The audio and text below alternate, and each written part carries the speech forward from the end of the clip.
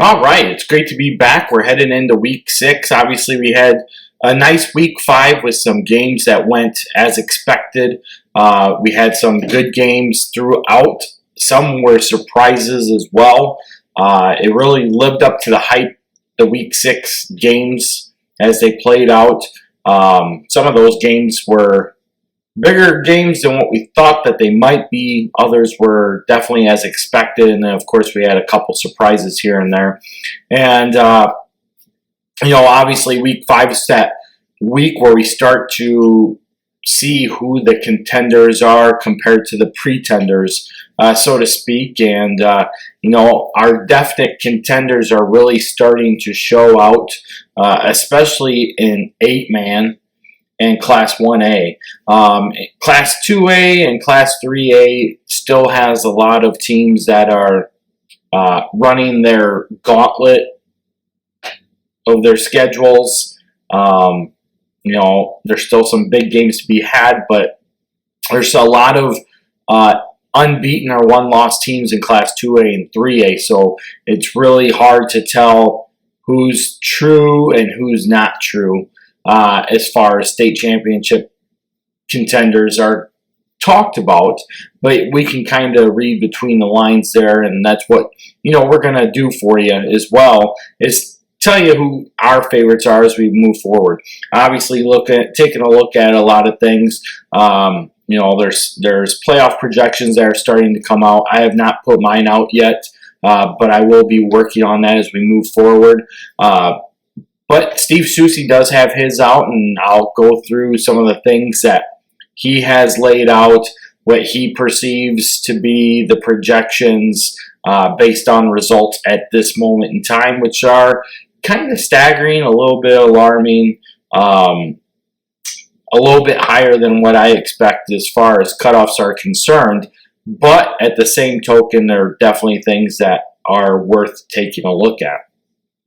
Recapping some of the games that we saw, is starting in 8-man. Number 1 MCP stays undefeated with their 48 to 20 win over Alden-Hebron. Number 2 Milledgeville gets shocked by Decatur Lutheran 58 to 56 in a shootout. Leighton Miller had a big game for LSA, putting up over 600 yards on the ground, scoring 8 touchdowns. Unbelievable talent there.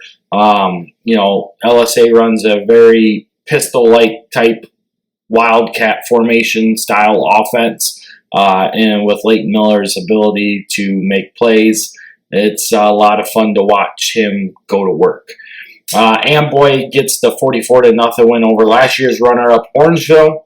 West Central stays undefeated as expected with their 50 to 8 win over FCW.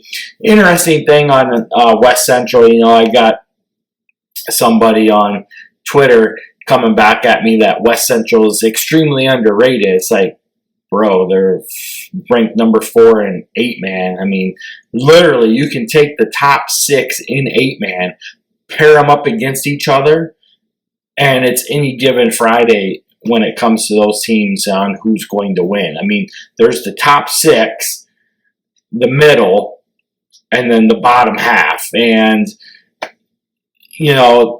there's definitely more parity in 8-man, but still, it's the top 6 is way up here before the next tier of teams is even close to being at their level. And it's clearly obvious when you take a look at game plays that have already gone about, scores, and start comparing some teams to other teams based off of common opponents. And, it's not even close. It's crazy that somebody would feel that West Central is being underrated, being ranked number 4, when really you could put the top 6 in any order you want. It doesn't matter.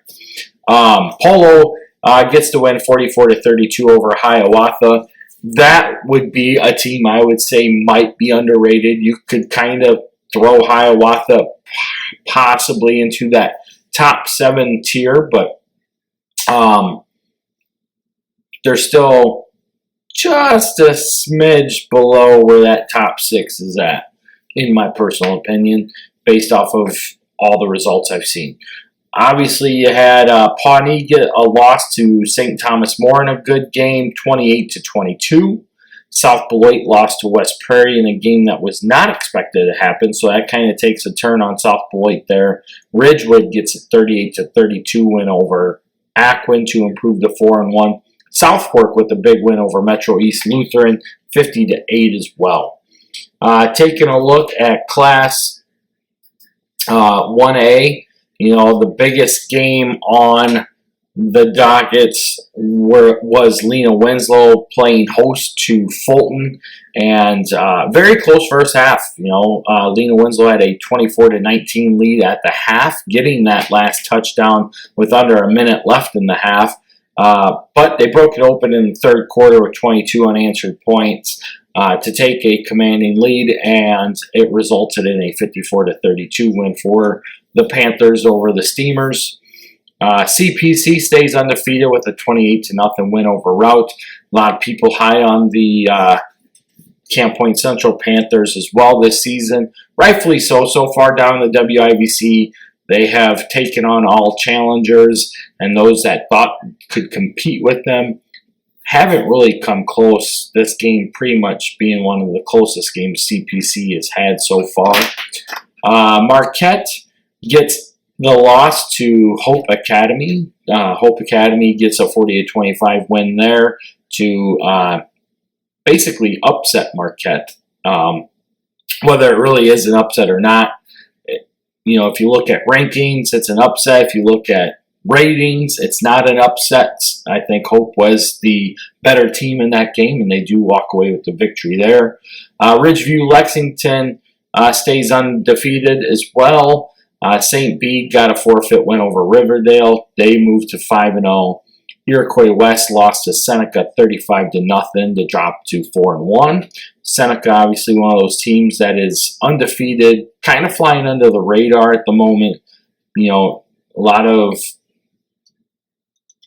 feelings on where Seneca should be as far as ratings and rankings are concerned. But, they're doing what they need to do, and that's beating the teams that are put in front of them. Big game down in the CIC was Central.Alden and Tuscola. Tuscola comes out with a 13-0 win, so Tuscola improves to 4-1. Central.Alden drops to 3-2. Over in the HOIC, GCMS loses to Eureka 42-0. I think a lot of people thought that game might be closer than what it was. Eureka is undefeated in Class 3A, and GCMS, of course, a team that a lot of other teams are looking at to be a player in the 1A playoffs, but obviously Eureka had other plans there and put on a route. The biggest surprise of Friday night was Dakota losing to EPC 40-36. Obviously, Dakota got the big upset win over Forreston the week before, which kind of catapulted the Indians and gave them a lot of spark.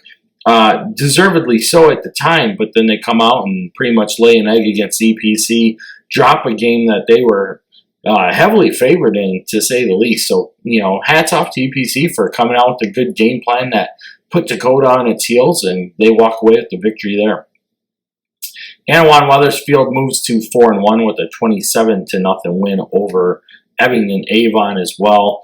And some other games around the area. Greenfield Northwestern improves to 5-0. They beat West Central 48-12. Aurora Christian moves to 3-2 with a 27-0 win over Chicago Christian. And Forreston gets the 46-14 win over Galena to improve to 3-2. Going into Class 2A, some of the bigger games or teams that we're looking at. St. Teresa obviously ranked number 1 in our NUICfootball.com polls. They win 49-7 over Clinton to remain undefeated. Maroa Forsyth also remains undefeated with a 42-12 win over Pittsfield. Bismarck Henning gets the 60-21 win over Oakwood. Athens with the big loss to Williamsville. There's another one there. I'll talk about it in a little bit, but Athens in Class 3A, ranked number 6 in our polls, gets the win 41-12, or Williamsville gets the win 41-12 over Athens. Athens drops to 4-1 on the season. North Mac moves to 5-0 with the 38-0 win over Hillsboro. Rock Ridge is 4-1 after their 28-12 win over Monmouth-Roseville. Tri-Valley improves to 4-1 with a 50-14 win over Hayworth. A big game in our area was that of Du-Pec traveling down to Knoxville. Du-Pec wins that game 16-7 to Knoxville, or to drop Knoxville to 4-1 on the season. El Paso Gridley, another team that was really getting some momentum going in the Class 2A state rankings, loses to Ridgeview Lexington 33-7. Ridgeview Lexington remains undefeated, as we said before. And Shelbyville gets a 46-0 win over Warrensburg Latham. Shelbyville is a team that is really starting to pop up on a lot of radars across Class 2A and projectively into Class 1A, as they are on the bubble. They were Class 1A last year as the highest enrolled school in Class 1A. And, you know, right now, the outlook from IHSA has them in Class 2A. The projections from Steve Susi shows them in 1A. So they're, again, right there on the bubble. White County and Johnston City, both down in the Black Diamond Conference, remain undefeated with wins over Fairfield and Flora, respectively. Those two teams will be squaring off here soon. And that'll be a very highly anticipated contest as those two teams figure out who's going to be where. And Vandalia is another team that improves to 4-1 with a 48-6 win over Gillespie. Their only loss on the year is to North Mac, who we have ranked number 5 in our state rankings. And over in Class 3A, you know, IC Catholic doing what IC Catholic does. 75-6 over Aurora Central Catholic. Wilmington improves to 5-0. Big win over Herscher, 56-20. Princeton's on cruise control right now with a 56-7 win over Kewanee. Reed Custer moves to 5-0 with a 41-0 win over Piatone. Reed Custer's in the same conference as Wilmington and the Illinois Central 8. And those two teams will square off here in Week 6. So big matchup there. Definitely want to pay attention to that one. Byron moves to 4-1 with their 30-6 win over North Boone. Williamsville, like we stated in the previous one, beats Athens 41-12.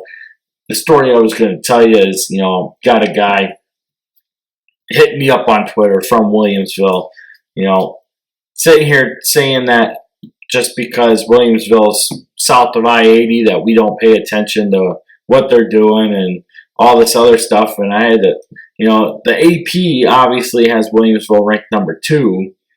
We have them at number 6 in our state rankings in a very loaded 3A field, mind you, of that. But apparently we're disrespecting Williamsville for having them at number 6. Yet when you take a look at the rating system, Williamsville's even lower in the ratings, you know, and it honestly, if you're getting votes to be in the top 10, you're doing pretty damn good. The complaining about where you land is kind of comical. I understand where coaches find the unnecessary hoopla around state rankings, but at the same time, you know, you have to put our state ranking out, in my opinion, because it gives you, as a fan and an audience, an idea of how teams stack up with each other.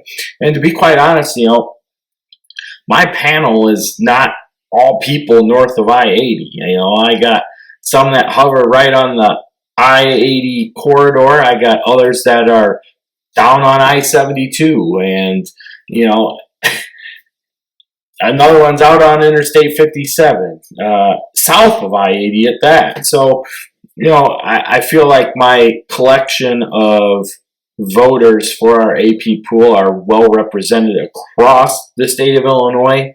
That's why I do it, because it gives a good broad area of how each individual person thinks, and then I put them together in a weighted pool, and how they come out points-wise Very simple weighted system. If you're ranked number 1, you get 10 points, number 2, 9 points, so forth and so down. And then they all get added up across my 6 voters. And that's how they get, moved into 1, 2, 3, 4, 5, blah, blah, blah, blah, blah. But, just funny stuff there. Anyway, Prairie Central improves to 5-0 with a 54-7 win over IVC. Montini moves to 3-2 with a 38-12 win over Leo. Mount Carmel, the Golden Aces, remain undefeated with a 64-28 win over Richland County. And Nashville improves to 4-1 with a 44-7 win over Marquette Catholic out of Alton. Paxton Buckley Loda stays undefeated with a 65-6 win over Rantoul. Eureka, as we discussed, beat GCMS 42-0. And Tolono Unity gets a 41-14 win over Bloomington Central Catholic to improve to 4-1. There for a little bit, thought Bloomington Central Catholic might be somewhat of a player in the Illini Prairie Conference, but that is proving to be otherwise. That conference really is coming down to Tolono Unity, Prairie Central, and pretty much those two, actually. So it's interesting to see how all these games shake out. I can't help that 3A is loaded this year, and there's quite a few teams that represent the north of the bracket system in our state rankings. When you compare it to the ratings right now, and based off the ratings even last year, 3A North has proven to be the top dog this season, last season, and all we can do is watch these games play out and get into the playoffs, and when we get to Champaign, we can hash it out on the sidelines there.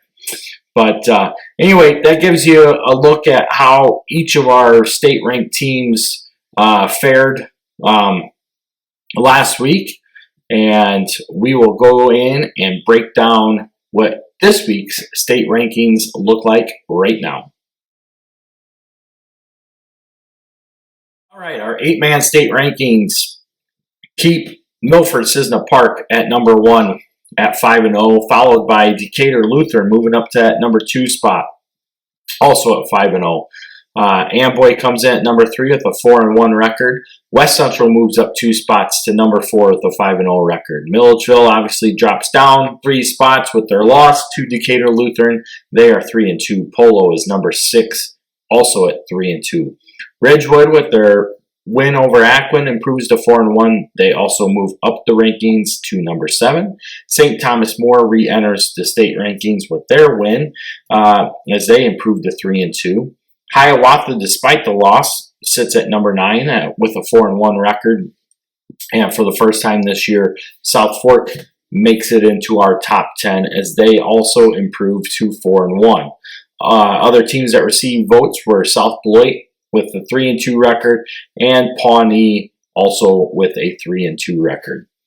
Moving over to Class 1A, our number 1 team remains Lena Winslow, receiving all votes. They are 5-0. Coming in at number 2 is CPC, where they were at just a week ago as well, at 5-0. Hope Academy, 5-0. Is Ridgeview Lexington, they are 5-0. St. Bede is number 5, also 5-0. Dropping down 2 spots with their loss to Lena Winslow is Fulton at 3-2. And if you've heard any of the broadcasts, or podcasts, I should say, in my opinion, I feel right now that Fulton is still the number 2 team in the state. I've taken a look at different videos of some of these teams that are ranked above them. And, the way that they were able to play with Lena Winslow, not many teams can do that. There's a lot of hope for Fulton. They are at number 6, though, based off of our state rankings. Number 7, Marquette drops down there after their loss to Hope. They're 4-1. Tuscola moves back into our top 10 as they improve to 4-1. Coming at number 9 is Anawan Weathersfield. also 4-1, and Iroquois West, despite the loss, remains in our top 10, rounding up number 10, also with a 4-1 record. Moving into our teams that are receiving votes is Greenfield Northwestern. First time this year they've been on the vote list. They are 5-0. Forreston is at 3-2. Aurora Christian 3-2, and rounding out the last teams to receive votes is Central.Alden-Hebron, also at 3-2. Moving over to Class 2A, number 1 still remains St. Teresa, heavy favorites in Class 2A, based off of our state rankings. Obviously, if you throw Wilmington into Class 2A, which is, a possibility, they are the defending state champs, and if they do make it into Class 2A, you could argue that they're the favorite, and you can't be wrong with that. But ratings-wise, it doesn't matter. St. Teresa is still number 1. Number 2 is Moreau Forsyth. They are 5-0. Number 3 is Bismarck-Henning at 5-0. Number 4 is North Mac at 5-0. Number 5 is Rockridge at 4-1. Number 6 is Athens at 4-1. Now coming in at number 7 is Tri-Valley. They are also 4-1. And moving up to number 8 is Shelbyville, as they remain undefeated at 5-0. Number 9 is Knoxville at 4-1, and number 10 is Mercer County at 4-1. What will be interesting is when Shelbyville and St. Teresa square up in their CIC matchup coming up here in a couple weeks. Obviously, both teams undefeated. Both teams are running away from everybody in that conference. So it'll be interesting to see how those two actually play out with each other. Teams that receive votes in Class 2A: Vandalia at 4-1, White County at 5-0, Johnson City at 5-0, El Paso Gridley at 4-1, and I still have one voter out there aimlessly voting for Bishop McNamara, who is 2-3. Greg, I don't know why you're doing that, but whatever. Moving over to Class 3A, IC Catholic, heavy favorites there. They are 4-1. Number 2 is Princeton at 5-0. Wilmington 5-0. Number 4, Reed Custer at 5-0. Number 5 is Byron that improved to 4-1. Number 6 is still Williamsville at 5-0. There you go, bud. Williamsville still number 6. Number 7, Prairie Central 5-0. Number 8, Montini is 3-2. Number 9 is Mount Carmel at 5-0. Number 10 is Paxton Buckley Loda at 5-0. Those that receive votes: Nashville 4-1, Chileno Unity at 4-1, Du-Pec 4-1, and Seneca at 5-0. Now, as I stated before, you take a look at some of the things that we have projection-wise, and according to Steve Susie, I'm not going to list off all the pairings. We'll just run through some of them. But according to Susie, in the North, the number 1 seed would go to Ridgeview Lexington, with Lena Winslow claiming the number 2 seed. In our area, Fulton would be the 7 seed, Dakota the 13 seed, Forreston would get the 12 seed. In other areas, Marquette would be the 4 seed, taking on Dakota in that proverbial matchup. Fulton would get Bloomington Central Catholic, who would have the 10 seed. An interesting one would be Hope Academy and Aurora Christian. Hope at 3 seed, Aurora Christian at the 14 seed.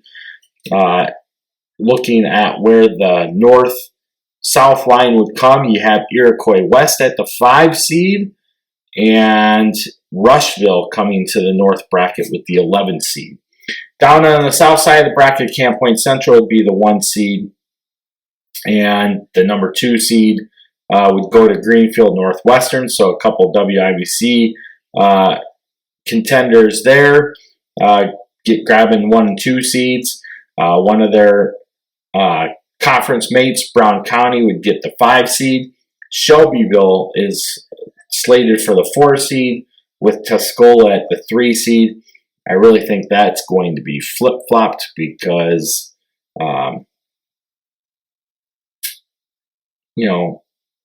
Shelbyville has already beat Tuscola.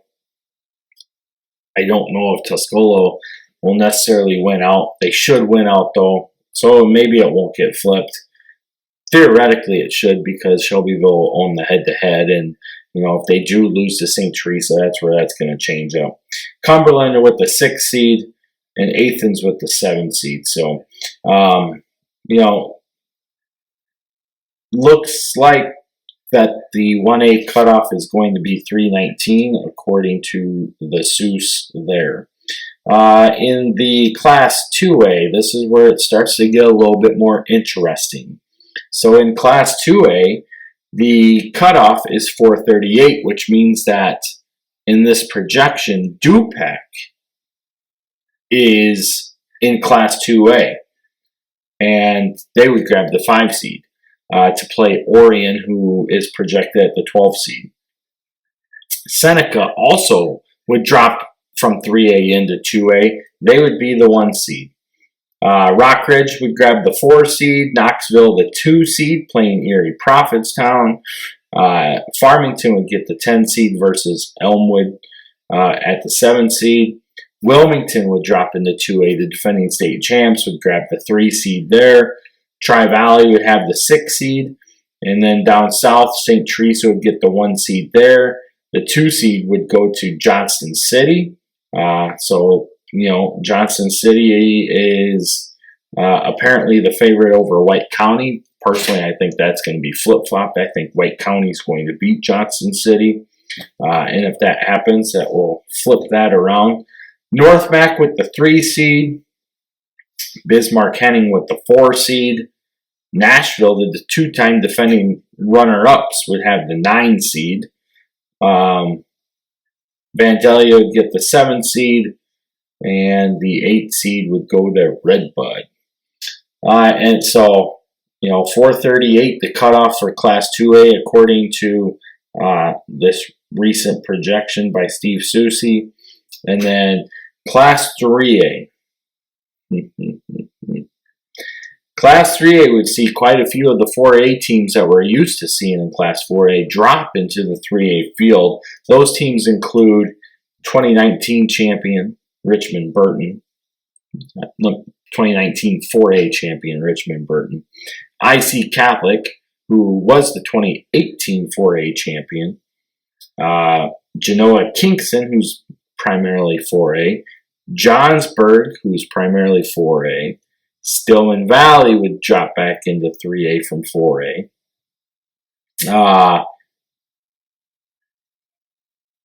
Let's see, Sacred Heart Griffin, who was just in the 4A state championship game last year, would be the 1 seed in the South bracket, according to this projection. So, interesting stuff there.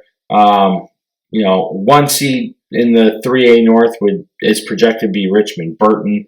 IC Catholic is projected to be the 8 seed, all because they have the 1 loss. That'd be an interesting matchup, as they would pair up with Genoa Kingston in that first round game. Stillman Valley would be the 4 seed. Reed Custer the 5 seed. Princeton would be the 2 seed. Prairie Central would get the 3 seed. Byron the 6 seed. In the South, like I said, SHG the 1 seed.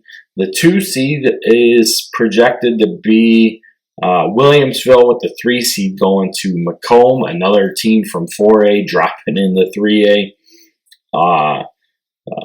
Mount Carmel, the Golden Aces would have the 5 seed. Columbia, another 4A team, traditionally would get the 4 seed. Benton, the Rangers would get the 8 seed. And Breeze Central would get the 7 seed. So, Class 3A appears to have a projected cutoff up in the low 600 range. Quite a bit higher than what we're used to seeing Class 3A at last year.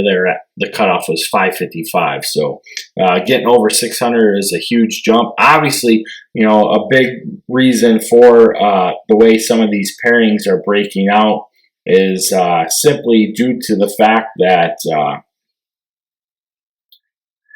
there's quite a few teams throughout 1A through 4A that you can't tell where they're going to really be projected at. They're in conferences. They have to play each other yet. Some of them are teams that have matching records currently, and they all have to play one-on-one with each other. And you know, if they're toss-up games, which some of them are projected to be, you know, you could have Team A beating Team B and Team B beating Team C and Team C beating Team A. And now you have the opportunity where none of them make the playoffs. Whereas, you know, projection-wise, you'd think Team A would make the playoffs because they would beat Teams B and C. And likewise, Team B would beat Team C and Team C would lose to both. But it'll be interesting to see how all that plays out. But that gives you a look at what the current projections are for Class 1A through 3A. We'll get you an idea of what Class 8A looks like here. Obviously, right now, the number 1 seed in Class 8A would go to Milford-Cisna Park. The 2 seed would go to Decatur Lutheran. 3 seed to West Central. 4 seed to Amboy.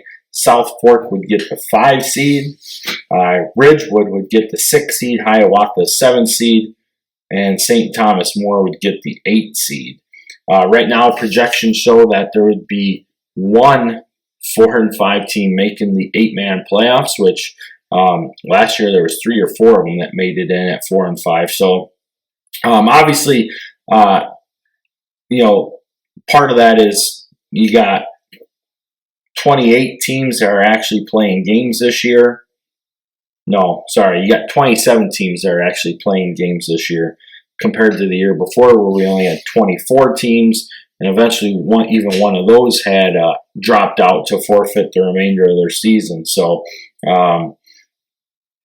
you know, with the addition of more teams, you're going to see more wins to allow you to get into the playoffs. So it'll be interesting to see. One of the more interesting things I see would be Milledgeville at the 11th seed and Polo at the 12th seed. And I tell you what, that's really not a bad landing spot for either team. But, you know, if that were to play out, you know, we're looking at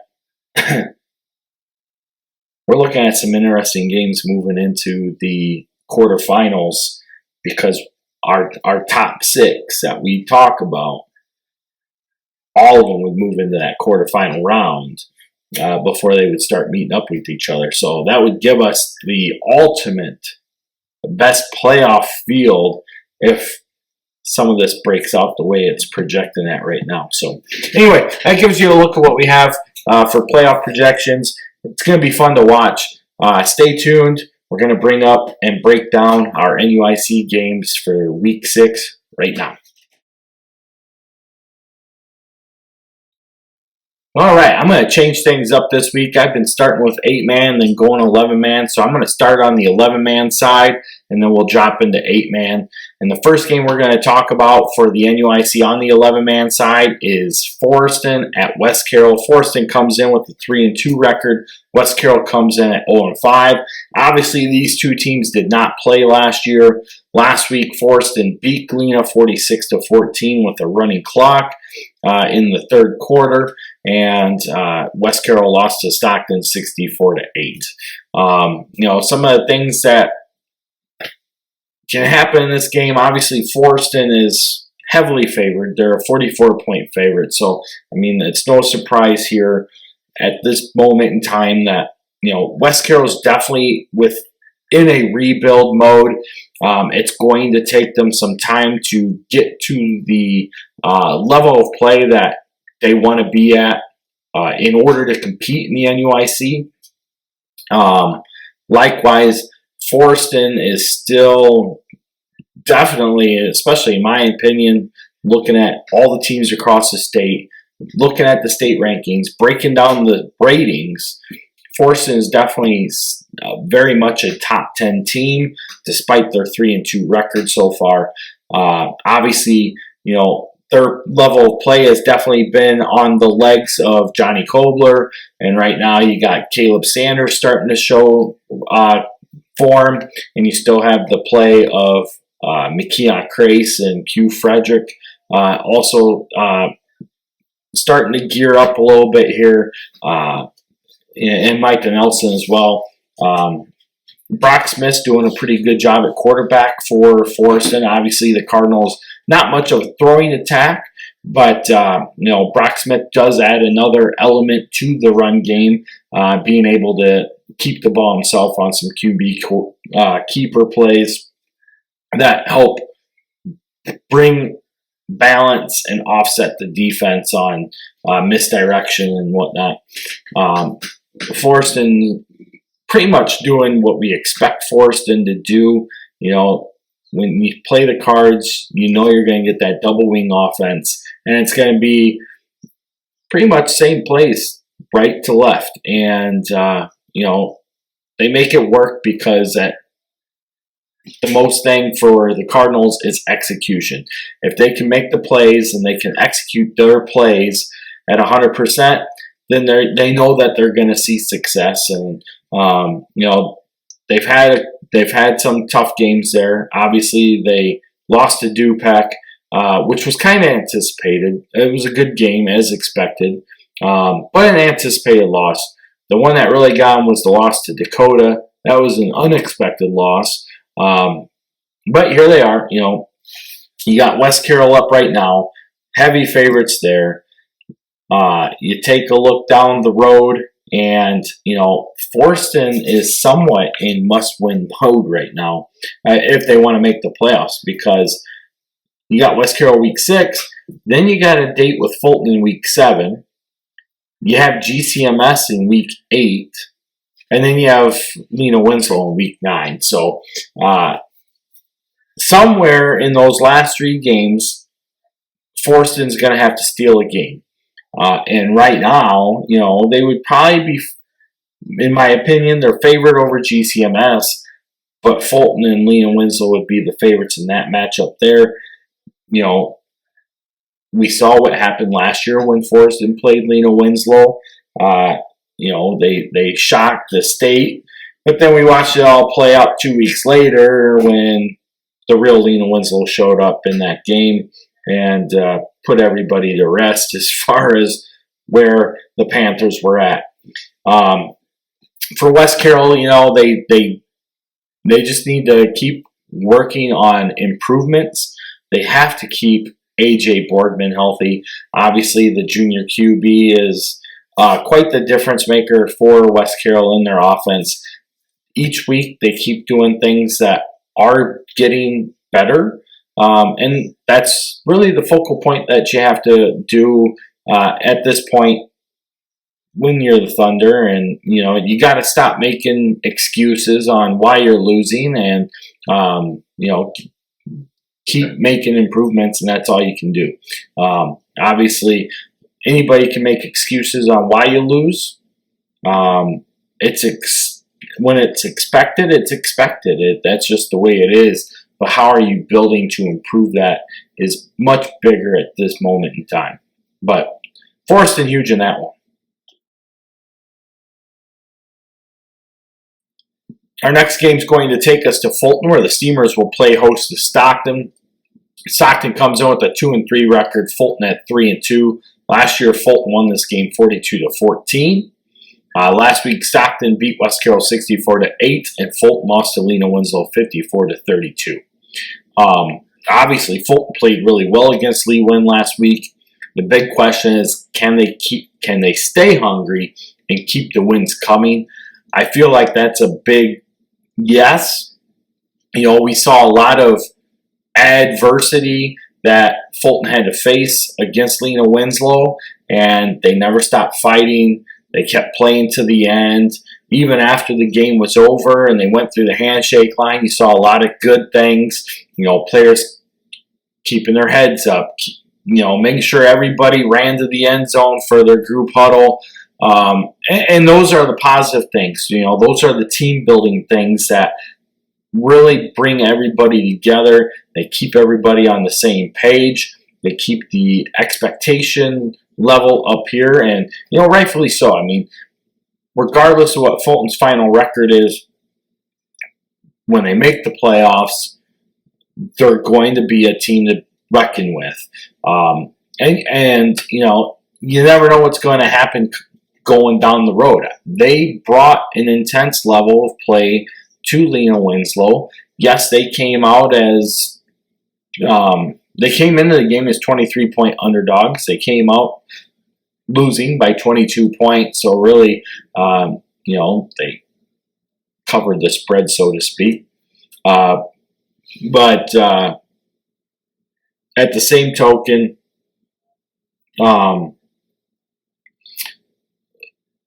they're fun to watch, and they play a very physical style of level of play that we already know the Class 1A field doesn't typically match up when it comes to that area of the game compared to the NUIC. So it'll be fun to see. Obviously for Stockton, they have not played up to expectations on the year, and this week looks to be no different.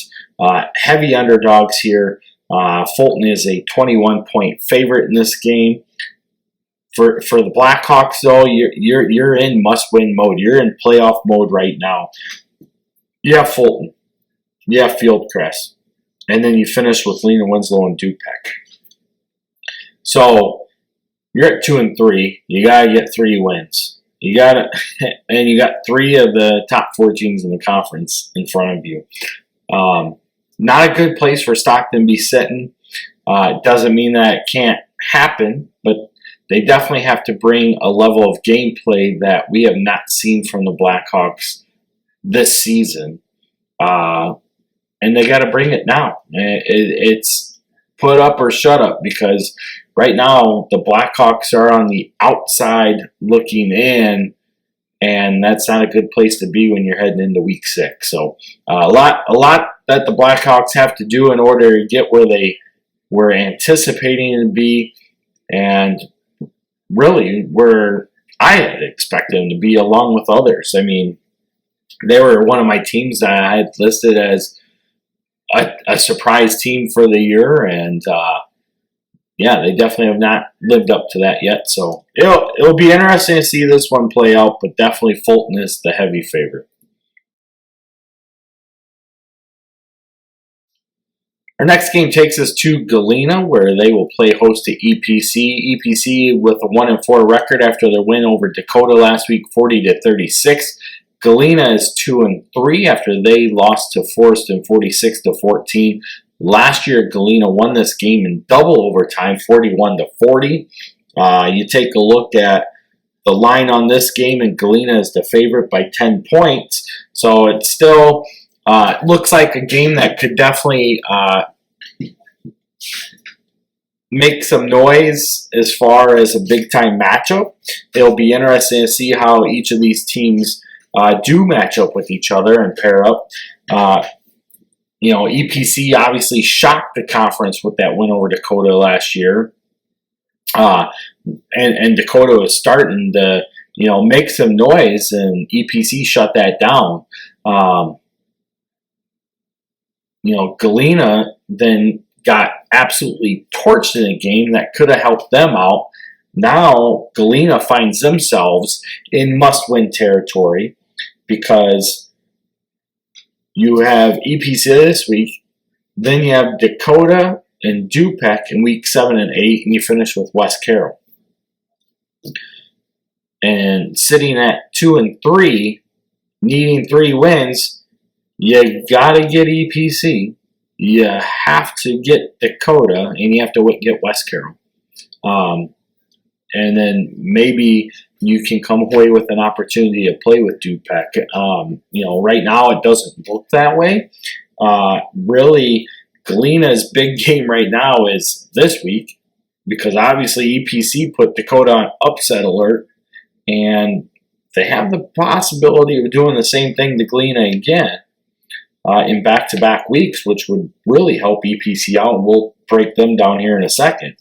But for the Pirates, you get the win this week, you have Dakota next week. That game is going to be huge if they win this game this week, because whoever wins between Dakota and Galena will most likely make the playoffs, and the team that loses is going to be sitting at home watching the playoffs. So a lot at stake in this game for the Pirates. For EPC, if they can turn the magic around and make another stunning win here against Galena, then you have West Carroll in week 7, which they'll be heavily favored in that game. That would get them to 3 wins there. So they'd be 3-4 heading into week 8 with Fulton. And if you can get things clicking, you might be able to pull off a stunner. And then you have Chester in week 9, which I feel EPC would match up very well with Chester as well. But here again, you got a lot of work in front of you because you're already at that 4-loss window. So you can't lose anymore. You have to win out for the Wildcats to make the playoffs. Is it possible? Yes, it's possible. But probable? Probably not. But it all starts this week. If they can shock Galena the way they did Dakota last week, watch out, because obviously EPC is finding something to work on, especially with the return of Donovan Kuhlmeyer to the lineup. It's giving Carson Heron and others more playmakers to work with. And when you can start to believe in yourselves and you can play to a level that exceeds what people think you are, that's when you become dangerous. And right now, EPC could be that dangerous team that's just sitting there waiting to attack. And they could put a whole dagger into everything that we're looking at right now as far as playoff projections are concerned. So this one's going to be a very interesting game to see how it plays out, because for both teams, there's just so much riding on this one here. Our next game is going to take us to Lena Winslow, where the Panthers come in at 5-0, and they will play host to Woodstock, Marian Central Catholic. Last week, Marian lost to Providence Catholic 52-26. Lena Winslow beat Fulton 54-32.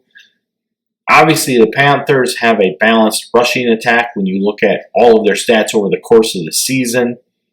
But really, it's Gage Dunker that's really driving this team right now. You got to give credit to the offensive line.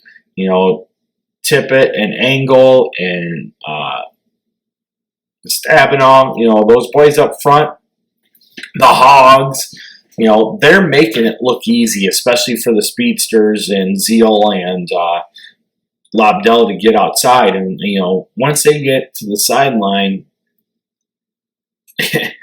good luck. I mean, Lobdell's fast, strong.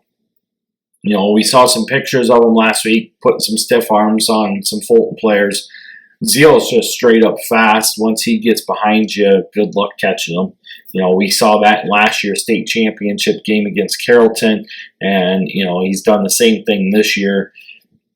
Something we haven't seen for a few weeks is, Jace Flynn getting in there and kind of sneaking behind the defense on a pass route from Streckwald. And, anything's possible when you have the playmakers that Lena Winslow does, but that line that, goes overlooked by general media, they're what powers the Panthers, both offensively and defensively. And, it's people ask me all the time, how is Lena Winslow so good? Number one answer, weight room. Number 2, line play. If you don't have it, you're not going to be very successful. And, the Panthers have been able to build a program deep in history, especially over the last decade, based off of line play and weight room. So, it's not a lost art. Success comes from being in the weight room. If you're not going to be in the weight room on a consistent basis, you're not going to find a consistent amount of success. You can only rely on so much talent. Obviously, with Marian Central Catholic coming to town, this is a team that's traditionally a 4A team. Obviously, with their big run came back in the 80s before the multiplier was ever in place, and they won like 4 state championships in a couple of years there. Pretty much were the team of the 80s in the small divisions or small classifications. There's quite a few great NUIC teams that had their seasons ended by those Woodstock Marian teams, especially a team like the '87 Stockton Blackhawks. Arguably one of the best teams to ever come out of this conference, but had to go up against that Marian Central Catholic team. We watched Lanark also lose out to Woodstock Marian when they made the semifinals back in the 80s as well. So a lot of history behind Woodstock Marian. Obviously, they have not really done a whole lot as far as state championship level play since the 80s, but they still have a good history behind them. Now, is this Marian Central Catholic team anything like that? No. People are going to laugh when I say this, and I don't care. Laugh away. But the favorite in this game is Lena Winslow, and when I tell you the score differential, don't choke. But Lena Winslow is the favorite by 27 points in this game. Do I think that Lena Winslow will win by 27 points? It's hard to tell. I mean, they do play bigger schools. Obviously, like last week, they lost to Pravi 52-26. Providence is, one of those teams that has a lot of history behind it, state championship level history. A lot of games won in their program, especially playing in the Chicago Catholic Leagues, where there's a lot of predominant members in there. You got the St. Francis's, the Joliet Catholics, the Lombard Montinis, the Addison Driscolls that no longer are around, but all participated and won a lot of state championships coming out of the CCL. And, Marian Central Catholic no longer in the CCL. They are independent this year. But I do like Lena Winslow in this game. I think they are the favorite. You break down everything Lena Winslow does, and this is going to be a true testament, not just to their 1A level, but how good they can compete across some other classes. So it's going to be fun to watch. Almost could be our game of the week, but it's not. But Lena Winslow in this one. Our NUIC game of the week is brought to you by Best Realty, your premier choice to buy or sell a home in Stevenson, Winnebago County, including Lake Somerset. And this game is going to feature Du-Pec at Dakota. Du-Pec is 4-1. Dakota is 3-2. Last year, Du-Pec won this game 46-0. Well, if that's the case, Kyle, why do you have this game as game of the week? Well, here's why. Last week, Du-Pec beat Knoxville 16-7. Dakota lost to EPC 40-36. Good win for Du-Pec, bad loss for Dakota. Can Dakota bounce back from a surprising loss? Obviously, the pass game's been working with Caden Niedermeyer at quarterback, being able to connect with Adrian Ariano and Tug Dornick. But they also have to start being able to get the run game going. It's great to have a passing attack. But the problem with the passing attack is if you live by the pass, you die by the pass. And if a team can stop you from being efficient in the passing game and you cannot establish a run game, you're screwed. And that's kind of where Dakota's at right now. They have to be able to establish that run game. They got to be able to get Tommy Bowman going with line play up front. That's been the biggest question mark for the Indians this year is youth on the line, but overall strength on the line. They have the size, but do they have the strength is the question. I know where that answer lies. How can they keep developing that and moving that forward is where Dakota's success is going to be determined at.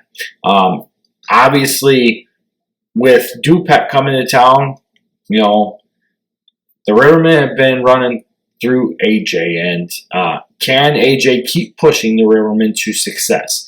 Obviously, also for Du-Pec, their line play needs to improve a little bit in order to give Cooper Hoffman time to throw. It's one of those things where they do make good holes to get AJ through or Jalen now through. But at the same token, they do allow quite a bit of pass pressure to get into the backfield quicker than what one would desire and hope, especially when you're trying to give your quarterback some time to make his reads and get downfield. Especially with Hoffman at quarterback, a little bit different style signal caller than what his brother was, but Cooper is a kid that's definitely looking 1-2 run, where Hunter was opposite. It was 1, 2, 3, 4. Oh, there's 5. Two different quarterbacks, but both very dangerous. Obviously, Cooper's still a sophomore, still learning how to play at this level. Exciting to watch, but Du-Pec does need to find something more than just AJ for them to have even more success than what they have. Right now, Du-Pec is the favorite by 12 points, and that is why this is game of the week, because this is a opportune time for Dakota to pull off a surprise. I mean, take a look at 2019. I think it was week 3 or 4. Dakota beat Du-Pec. Du-Pec went on to make the playoffs for the first time. Dakota stayed at home to watch the playoffs for the first time in a while, and Dakota's trying to get back to that level. Big game with the Rivermen here. Obviously, Du-Pec, 12-point favorite. That's a 2-score favorite. But can Dakota put some things together to surprise them? I think they can. Du-Pec definitely has some holes in their defense that I feel the Indians can exploit. Likewise, Du-Pec's going to have a better advantage on the line, and that's where Dakota needs to rise up and win that challenge. And, this is going to be a big game in Dakota. Obviously, for the Indians, you want to win this game to get that 4th win. If you don't win this game, next week with Galena becomes an absolute must-win game, because you got West Carroll in week 8, but then you got Fulton looming in week 9. And, while you think you may be able to play with some of those teams, realistically, the advantage goes to the opposite way. So, 2 of your last 4 games are against the heavy hitters of the conference. It's put up or shut up time. If you really want to make some noise in the playoffs, now's the time to do it. And it starts this week with Du-Pec. Likewise, Du-Pec needs this win if they want to increase their seeding. You take a look at what they have left. You want to play good now. You have Lee Win next week in week 7. And then you close out with Galena and Stockton in weeks 8 and 9. So you don't want to go in to Lena Winslow or into the Lena Winslow game reeling off of a loss from Dakota. Big important for both teams.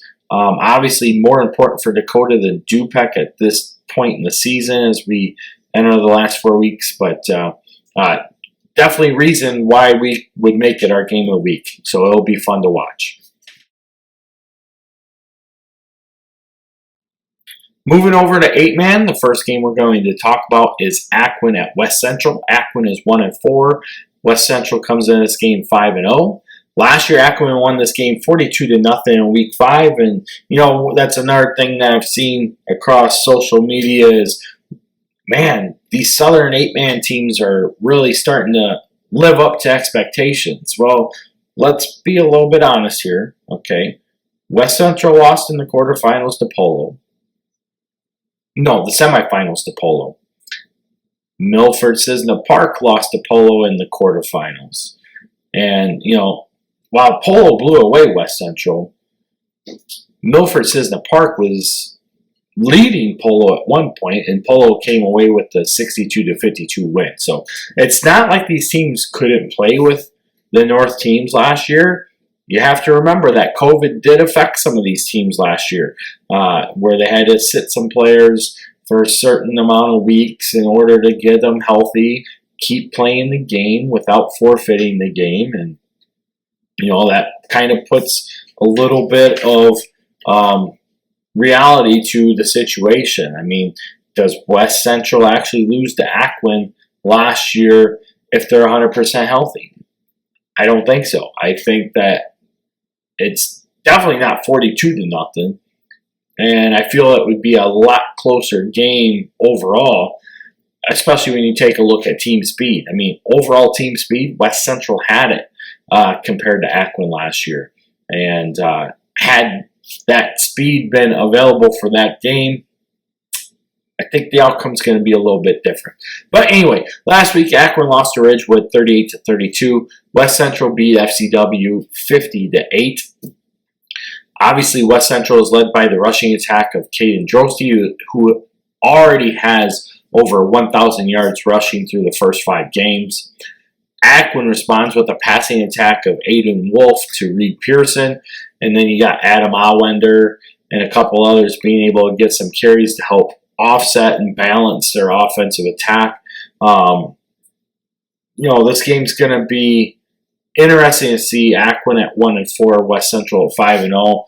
Obviously, the Bulldogs are not to the level of play that they hoped that they would be at this year. You take a look at standings wise, and I mean, even season projection wise, they got quite a few losses than what we had anticipated having at this point. They lost to West Prairie. That was supposed to be a must-win game. They lost to River Ridge. That was also a must-win game. Now they lost to Ridgewood, a team that's in their first year of playing 8-man football. So you would think that a little bit of the experience would have shaped it a little bit differently. But taking a look at projections and the possibility of only one 4-5 team making the playoffs, kind of puts Aquin on the alert level readiness. But West Central is one of those teams. They're going to finish their final 4 games. 3 of them are going to be against NUIC teams. 2 of them against the heavy hitters in Milledgeville and Amboy. So, when you take a look at the top 6, West Central is one of those top 6 teams.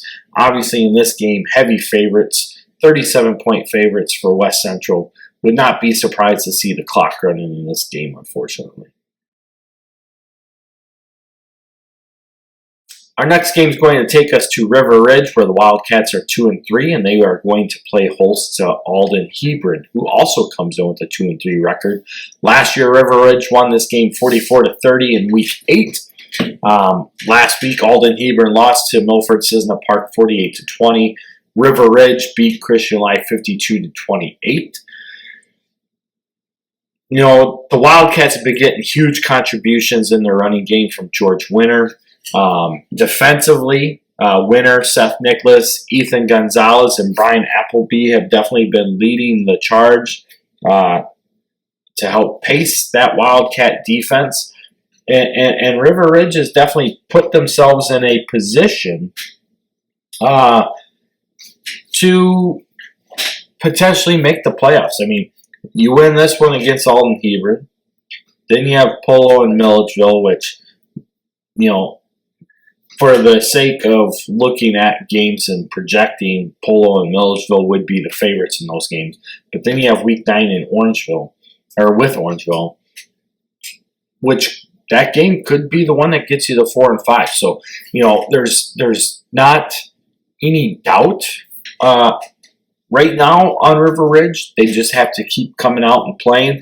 This game's going to be a big one to get them into that direction. You got to get to 3-3 this week. As Coach Nicholas and Coach Reese said before, week 10, you're either playing it or you're not playing it. It doesn't really matter what your record is as long as you're playing in Week 10. And, they have an outside opportunity to get there. They have the ability to get there with their remaining schedule, and then it comes down to, all the tiebreakers that determine how you get in, where you get in. But River Ridge is big favorite in this game. Big favorite. 37 points, actually. So it'll be great to see what they do here and watch them get to the next level and get that win. All right, our next game is going to take us to Bushnell, where the Polo Marcos enter this game 3-2, and Prairie City enters this game at 2-3. Last week Polo beat Hiawatha 44-32, and Prairie City beat Peoria Heights 63-6. Good win for BPC. They needed to do that. The problem is now you're playing one of the top 6 teams in the state with Polo coming to town. And, I didn't think so. These two teams did not play a season ago.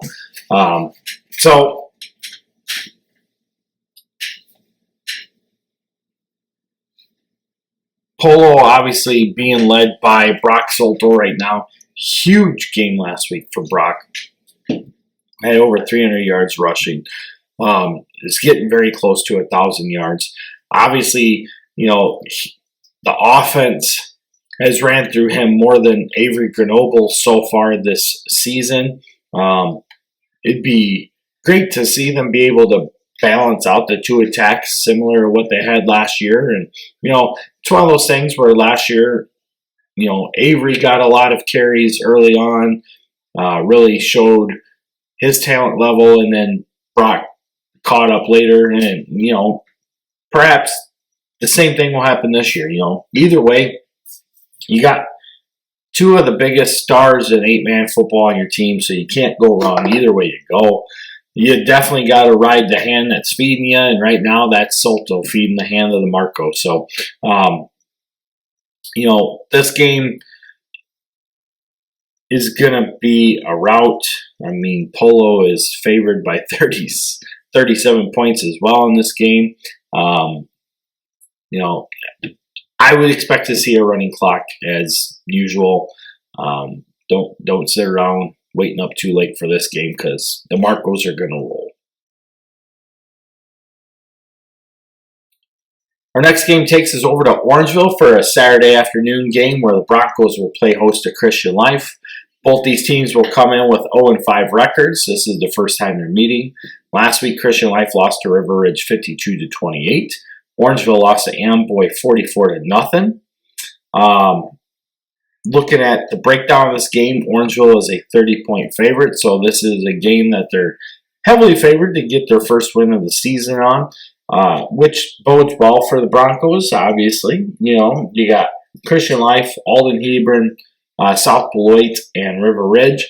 So while the outlook of the season is very bleak, these last 4 weeks should be some competitive games for the Broncos, to the possibility that they still, too, have an outside chance to make the playoffs, which would be a great thing considering where they've been to start the year after getting to the state championship game just a season ago. Obviously, the Broncos have been able to get the ground game going through Blake Fulgate, but they do need to be able to get others to step up and, actually play some football. In order to have that opportunity to make the playoffs. The Broncos have not played to the level that we had expected. You look at, yes, they lost a lot of players, but they had a lot of players come in. You looked at the level of status of the player and the growing pains that they would go through early in the season would potentially help build them up. 5-4 didn't look beyond doubt or outside of possibility, and definitely not going to happen at this point. So obviously our prediction on Orangeville potentially going 6-3 is long gone, but they still have the opportunity to turn around their season, get a couple wins under their belt, and potentially even make some noise. If they can start clicking and getting more things put together, like I said, the opportunity to still make the playoffs is alive, but they have to win all four. They have to win out to get there. So playoff season for Orangeville actually starts right now. But big win for the Broncos this week. Our 8-man game of the week is powered by Best Realty, your premier choice to buy or sell a home in Stevenson and Winnebago County, including Lake Somerset. And this game is going to feature Amboy playing host to Hiawatha. Both teams come in with 4-1 marks. Last year, Amboy won this game 60-36 in Week 6. Obviously, last week, Hiawatha suffered their first loss, going down to Polo 44-32. Amboy responded from their first loss of the season with a 44-0 win over Orangeville. Obviously, the Clippers can't come in overlooking their schedule, but they do have some time to work out a few of the kinks that they have before they play West Central. You take a look at where Amboy is in their schedule. You have Hiawatha, you have Bushnell, Prairie City, and then you have Aquin. And then you finish out with West Central in Week 9. So, this is Hiawatha, as I stated earlier in the show, would arguably be that number 7 team, just below the tip of the edge of that top 6. So, this is definitely a game that Amboy should win. They're favored by 3 touchdowns in this game. But they can't come in overlooking this game at the same time. They have to come in focused, ready to go. Obviously, you don't ever want to disrespect the opponent by overlooking them because that's when they surprise you. But it's also a good time to be where Amboy's at, to pick up some games that they have remaining, get some wins under your belt, figure out some of the things you have going wrong, get those improved upon so you can make that big run at West Central come Week 9. But, playing without Tucker Lindemeyer definitely hurts the Clippers a bit. It's tough to say if or when he will return. I've heard 4 to 6 weeks. I've heard 6 to 8 weeks. Obviously, it all depends on what the diagnosis of the injury is and what that will entail as far as recovery and everything. But, with that, they have sophomore quarterback Eddie Jones in there, who is starting to build confidence, improve his gameplay, which is helping the Clippers out. But what Amboy needs to do, in my opinion, is they need to keep working on the run game. You got to get Cook and Leffelman going. Some of the things that we saw early on even included Brennan Blaine in the rushing attack at different times from the tight end or split end position. Pick more of those things up. You got some big boys with some power, and of course you got to be able to utilize that. And one of the things that really helps Amboy out is the ability to run the ball but also pass with a good balanced offense. And you got to be able to get Brennan Blaine more looks downfield too at the same time, because being able to exploit that defense with him going down a seam and using that big body of his to go up and get the ball can definitely be a field-changing and momentum-changing type play that can definitely benefit the Clippers. Obviously, Hiawatha is a team that we expected to make some noise this year. They were 4-5 last year, made the playoffs, lost in the first round, brought back a lot of that team. Likewise, Amboy brought back a lot too. They're a very young team, and that's what people fail to realize. They have a lot of players that played in that semifinal game a season ago. They went through a lot of bumps and bruises to a 5-4 record, put on a good run before they lost out to Orangeville in the semis. But here they are. They got a lot of that experience. They're definitely one of those top 6 teams that we are definitely looking to make some noise. Obviously, a totally different team when they have Lindemeyer in there, but still very capable of getting everything done. They just have to believe in themselves. Eddie Jones needs to keep, week after week improving his play like he's been doing and gain that confidence in that position. And if they do that, and then you get the break, if Lindemeyer comes back, you're set up for a lot of success. And, it's a shame that we don't get to see Tucker play for a few weeks because he's definitely the most or one of the most electrifying players that we have in all of 8-man football. But we get to see him here in the NUIC a lot, and not having him around to watch him play is a bummer for the fans. Obviously, it's a bummer for the Clippers as well, because you want that talent to be on the field with you. But anyway, Amboy definitely on pace to win this game big. And like I said, you got a big game coming up in week 9. Don't overlook your opponents, but take the opportunity to work on what you haven't been able to do efficiently. That way you can improve upon it before you hit that big game. But Amboy big here. All right, that concludes our look at week 6. We recapped what happened with results in our top teams across 8-man through 3A. We took a look at what our state rankings are for this week. We've previewed some of the projections that have been put out by Steve Susi as well.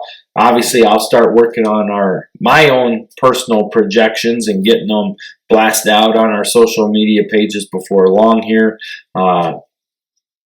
Probably looking at starting it more next week than this week, but it'll be fun to start taking a look and seeing where all these teams are going to lie, where they're going to go, and the direction that we are heading in. But get out to the games. Another good week of big games. Obviously, a lot of must-win games across our slate and our schedule here for a lot of teams in order to stay in that playoff hunt.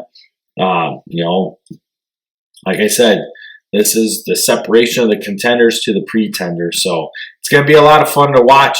Get out and support your teams. As always, root for the NUIC.